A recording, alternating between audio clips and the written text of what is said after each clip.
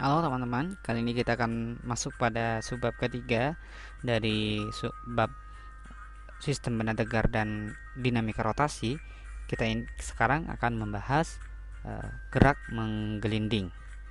Nah, gerak menggelinding ya, itu gerak yang dimana benda tidak hanya berotasi namun juga bertranslasi. Perhatikan, misalkan saya memiliki benda lingkaran.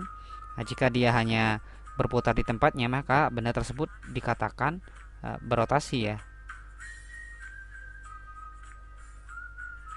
Namun harus diingat, berotasi bukan partikel ya, tapi namun keseluruhan dia. Keseluruhan benda tersebut berputar. Ini benda tegar ya. Ini adalah benda tegar. Nah, yang keseluruhannya berputar.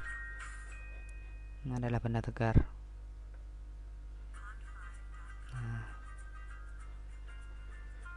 saya gambarkan dulu benda tegar agar tidak salah konsep. Jadi benda tegar ini berputar di tempatnya sendiri, itu maka akan berotasi. Nah, jika saya memiliki benda lain di sini, nah, dia hanya bergerak saja arahnya ke sini sehingga berpindah tanpa berputar. Nah, namanya translasi. Nah, dan kalau keduanya dijumlahkan ya, itu akan sama dengan menggelinding namanya. Ya, jadi menggelinding tersebut merupakan gerak gabungan antara translasi dan rotasi, di mana selain berotasi, benda tersebut juga bertranslasi. Nah, contoh sederhana yang paling real adalah misalkan saya memiliki bidang miring, kemudian di sini ada bola, nah, dan selain bola tersebut juga lantainya tidak licin, lantainya kasar ya. Yang memiliki bola misalkan lantainya kasar dan tentunya pada bola di sini akan ada gaya gesek ya, dan bola tersebut akan berputar ya. Selain berputar, juga bola tersebut akan bergerak secara translasi turun ke bawah sembari berputar. Itulah yang dinamakan gerak menggelinding. Lantas bagaimana persamaannya? Nah, persamaannya akan berbeda pada persamaan energi kinetiknya. Nah, untuk menghubungkannya sebenarnya cukup mudah ya. Kita cuman menggunakan beberapa teori ya. Misalkan nih, energi kinetik, kita tahu energi kinetik rotasi itu kan sama dengan setengah I W kuadrat. Nah, misalkan di sini energi kinetik dia berputar atau berotasi murni pada sumbu di titik P, maka saya tuliskan setengah I P omega kuadrat.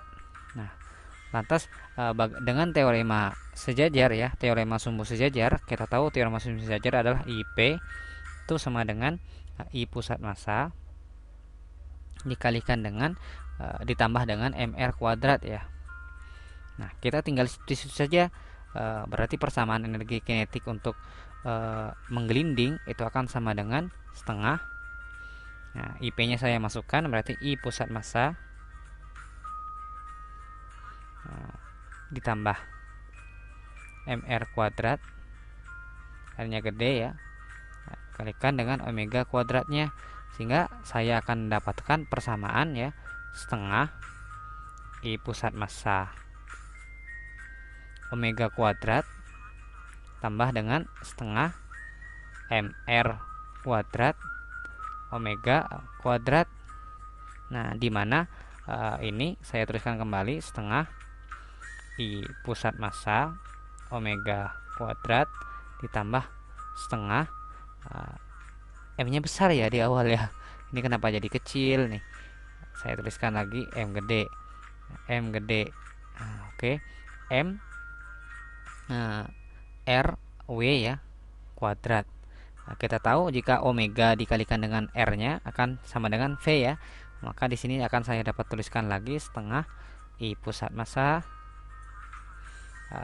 omega kuadrat ditambah dengan setengah M V ya, kuadrat. Nah, dari ini kita dapat ketahui bahwa energi kinetiknya sama dengan energi kinetik penjumlahan dari yang ini rotasi, kemudian yang ini adalah translasi ya. itulah persamaan nanti yang akan digunakan untuk gerak menggelinding. Nah, oke, itu sebab dari gerak menggelinding.